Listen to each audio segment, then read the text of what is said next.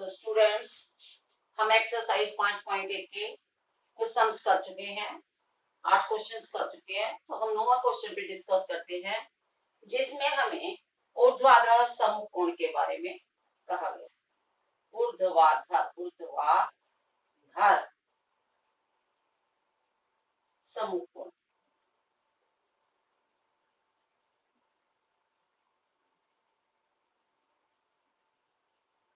और ऊर्ध्वाधर समकोण कौन से होते हैं? जैसे पूरक कोण, समपूरक कोण हमने किए।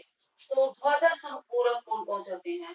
सबसे पहले तो ये जानना जरूरी है कि दोनों रेखाएं कैसी हैं? प्रतिच्छेदी रेखाएं। दोनों ही ये प्रतिच्छेदी रेखाएं हैं। और जब ये प्रतिच्छेदी रेखाएं हमारे पास किसी बिंदु के ऊपर प्रतिच्छेद करती है तो ये बिंदु प्रतिच्छेद बिंदु कहलाता है। जैसे O पर कर रही है तो ये कौन सा बिंदु कहलाता है? प्रतिच्छेदी बिंदु। प्रतिच्छेदी बिंदु कहलाता है। तो इसमें तो ये जो कोण है AOC, कोण AOC का ऊर्ध्वाधर समकोण कौन सा कहलाएगा? देखो, जब यही रेखा AO पीछे की साइड में जा रही है पूरी रेखा, तो ये रेखा और CO वाली ये इधर को बढ़ रही है, तो इन दोनों के बीच में जो कोण बनेगा वो इसका ऊर्ध्वाधर समकोण बनेगा, BOD। तो ये जोड़ा हुआ, इनकी कंडीशन क्या है? इनकी कंडीशन ये है कि ये कोण हमेशा आपस में बराबर होते हैं। आप चाहो तो इसमें सीजर लेकर के किसी कॉपी के ऊपर ऐसे क्रॉस बनाओ और इस एंगल को आप कट कर लो। जब आप इस एंगल को कट कर लेंगे, इसको काट करके जब इसके ऊपर रखेंगे तो पूरा पूरा ये ढक लेगा। तो ये दोनों बराबर हैं। ये दोनों का संबंध आपस में ऊर्ध्वाधर समकोण है और ये हमेशा बराबर होते हैं। इसी प्रकार ये मेरे पास है कोण AOD, इसका ऊर्ध्वाधर है BOC का। BOC का तो ये दोनों भी आपस में बराबर हैं। क्यों? क्योंकि इनकी कंडीशन क्या है? ये दोनों आपस में कैसे हैं? ऊर्ध्वाधर समकोण। कि इसकी पहचान सबसे बड़ी यही है कि जो कोण बना हुआ है उसी की रेखा पीछे की साइड जब बढ़ती है, इसका भी ये पॉइंट जब पीछे बढ़ता है, तो उन दोनों के बीच में जो एंगल बनेगा वही उसका ऊर्ध्वाधर समकोण कहलाएगा। क्योंकि बच्चे कैसे गलती करते हैं, मान लो मेरे पास एक ऐसा डायग्राम है, तो जब इसके अंदर पूछा जाए कि कौन सा कोण है, तो बच्चे कई बार, जैसे ये मान लो ये ऐसे जा रहा है, इतना जा रहा है, तो भी बच्चे कंफ्यूज हो जाते हैं, वो इसको कह देते हैं कि इसका ऊर्ध्वाधर समकोण है, जबकि ये नहीं है। क्यों? क्योंकि ये रेखा इधर को पीछे बढ़ रही है और ये रेखा ये इधर बढ़ रही है, तो ये जो कोण है और इसका ये कोण, ये दोनों कोण ऊर्ध्वाधर समकोण कहलाएंगे, ये नहीं कहलाएगा। तो इसी तरह से अब इसके अंदर ये ऊर्ध्वाधर समकोण है, तो अब हमारा इसी से संबंधित क्वेश्चन आ रहा है नेक्स्ट के अंदर। इसी से संबंधित क्वेश्चन है हमारा कि कौन सा ऊर्ध्वाधर समकोण है हमारे पास, कि कौन से कोण बराबर है। सवाल के नंबर मैं अभी ले रही हूँ, क्वेश्चन नंबर 12।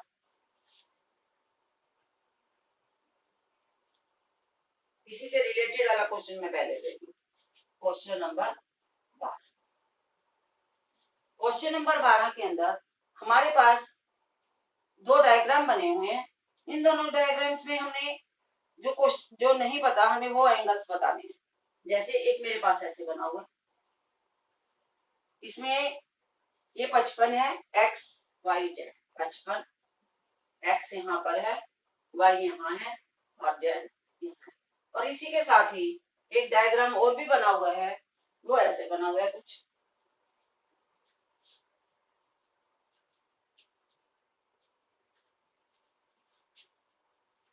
रेखाएं हैं इसीलिए एरो लगा।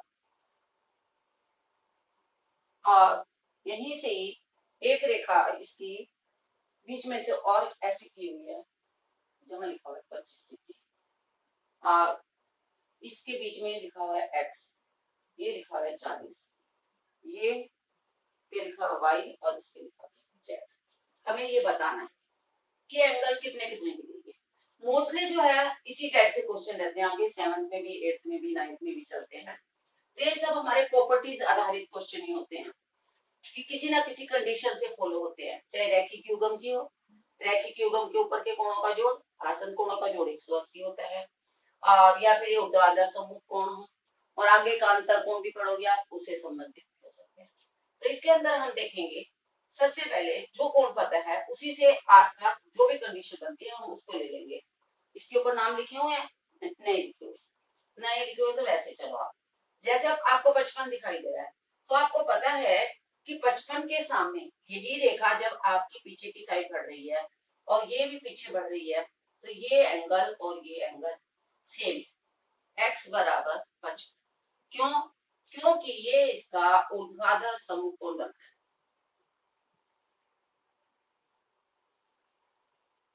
अभी तो हमें वैसे ही पता करते समय कि हमने जिस कोण के बारे में पढ़ा है वही हमारी रिलेटेड एक्सरसाइज है कि रैखिक युग्म है या फिर ऊर्ध्वाधर समूह है।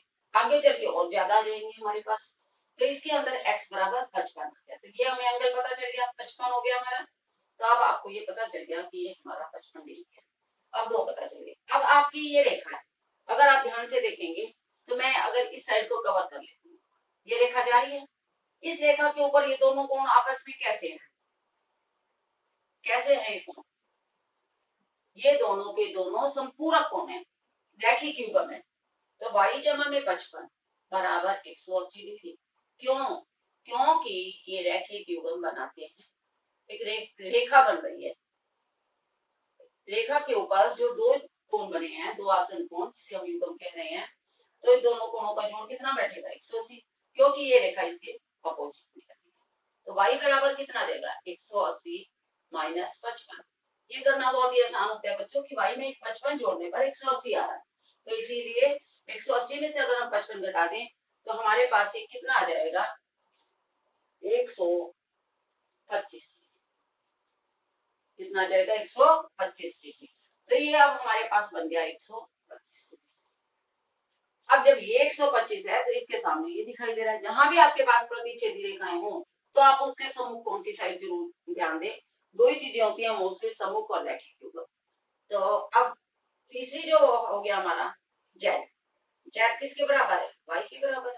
और y कितना है? 125। तो ये आपका ये क्यों है?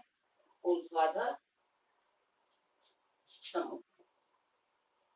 तो इस टाइप का क्वेश्चन हमारे बहुत वैल्यू कि सबसे पहले जो पता हो, जो निकालना है, अगर उसी से डायरेक्ट कनेक्शन आता है तो हम उसी की कंडीशन ले लेते हैं। फिर जो उसके बाद रहेगी वो बना रहा है, इधर से देख लो कि कौन सी कंडीशन बनती है।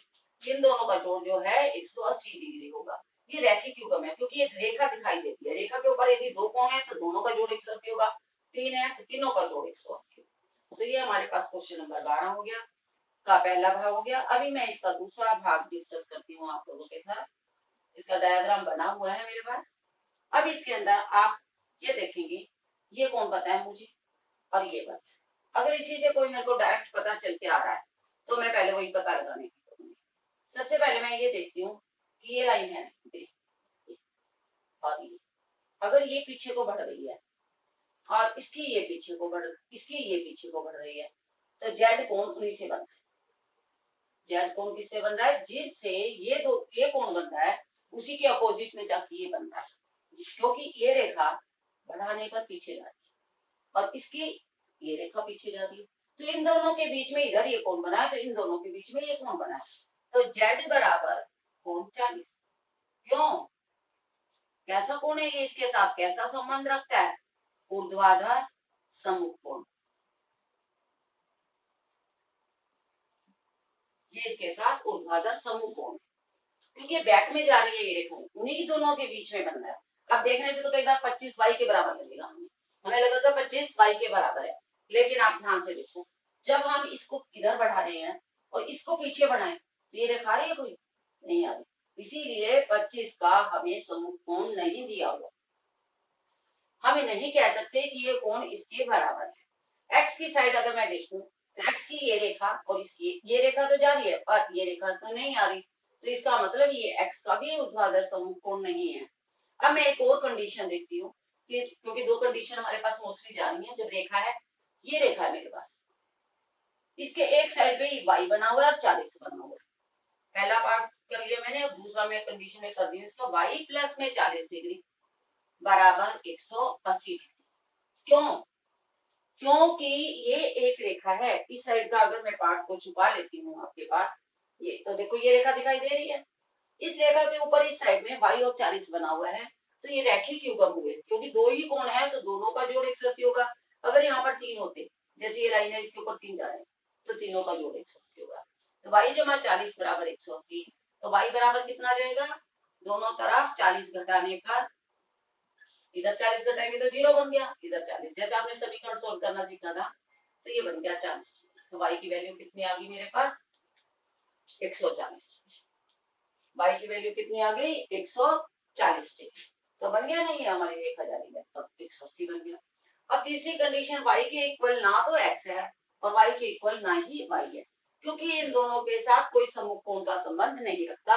हमने इस लाइन को पीछे बढ़ाया, ये बनी, इस लाइन को, इन दोनों का जोड़ जो है वो जरूर y के बराबर है, यानी 25 जमा x जो है वो y के बराबर है।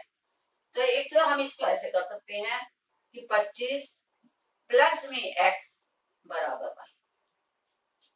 क्यों, क्योंकि ये जो पूरा कोण है 25 जमा x वाला, ये जो पूरा कोण है, ये कोण बन रहा है इसके बराबर। अगर मैं इसको ऐसे कर लूं तो ये बन रहा है इसके बराबर। तो मैं ये कह सकती हूँ 25 जमा x बराबर y, और y की वैल्यू मुझे पता है कितनी, 140।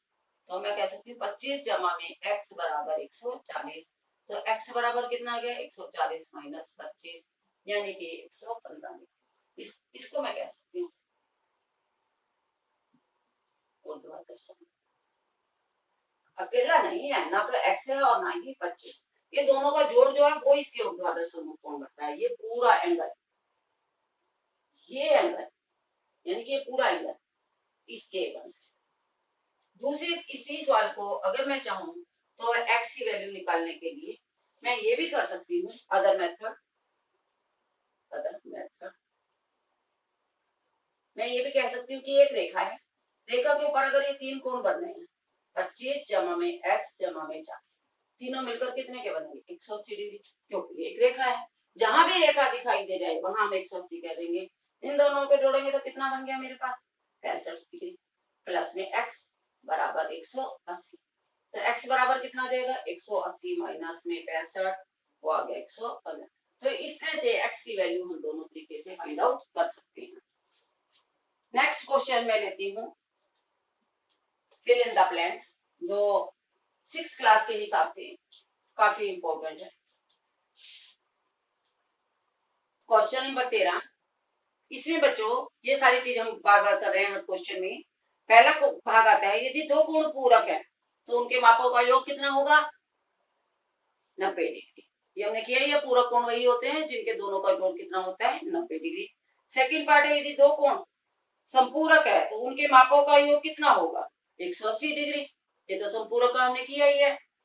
तीसरा है, रैखिक युग्म बनाने वाले दो कोण क्या होते हैं, संपूरक कोण होते हैं।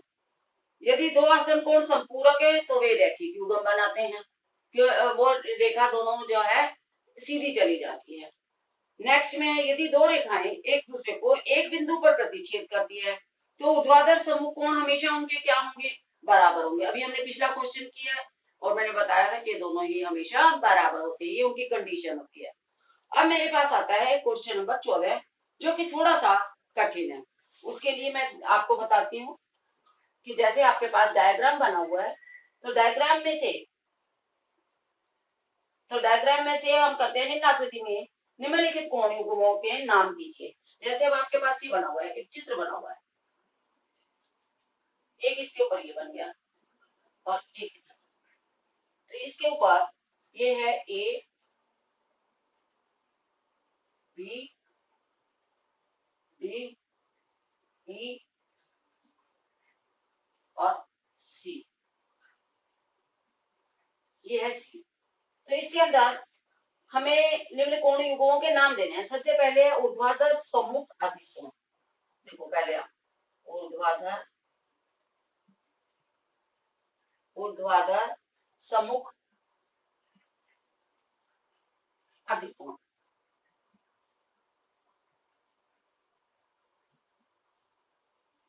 दूसरा पार्ट है आसन पूरक कोण। आसन संपूरक कोण कि जो आसन भी हो और साथ में उनका संबंध पूरक भी हो। इसमें वो सम्मुख ऊर्ध्वाधर भी होने चाहिए लेकिन अधिक कोण भी होने चाहिए। तीसरा पार्ट मेरे पास इसमें आ जाता है समान संपूरक कोण। समान संपूरक कोण कि जो संपूरक भी हो और समान भी हो। इसी तरह से एक चौथा पार्ट भी है असमान संपूरक कोण। असमान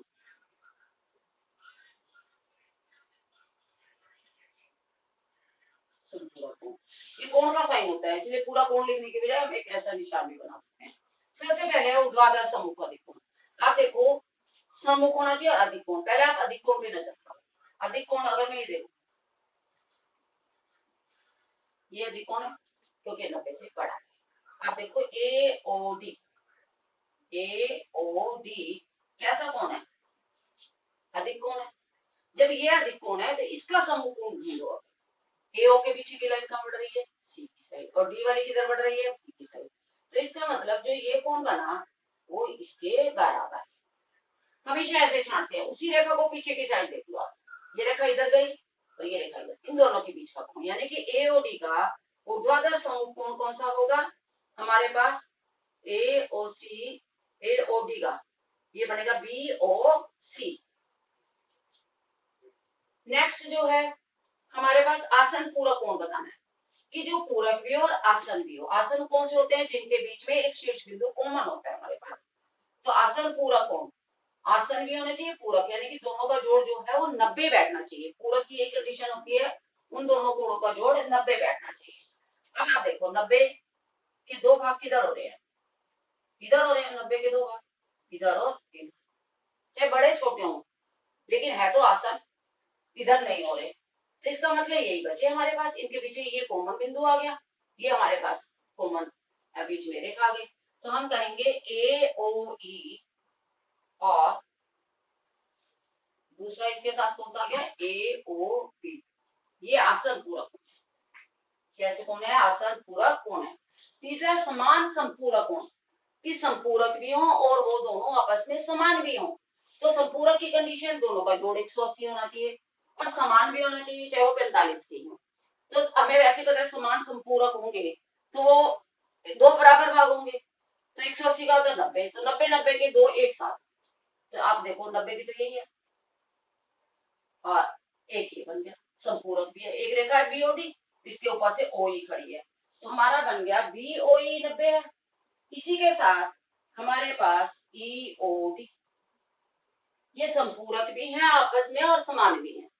नेक्स्ट है असमान संपूरक, जो संपूरक तो हो लेकिन बराबर ना हो, एक बड़ा हो और एक छोटा।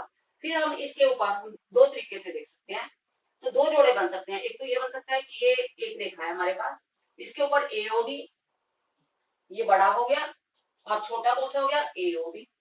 तो AOB एक तो ये जोड़ा हमारा बन सकता है। असमान है, संपूरक तो है लेकिन दोनों कोण बराबर नहीं है।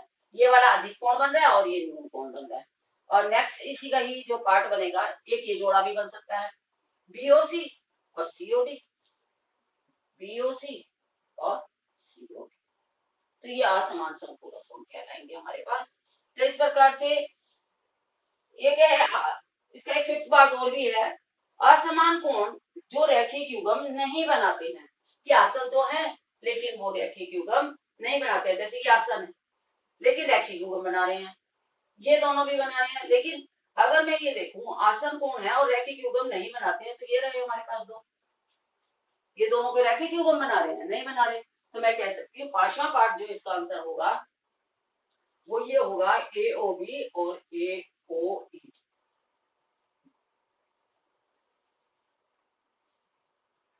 कि आसन तो है लेकिन रैखिक युग्म नहीं बनाते हैं।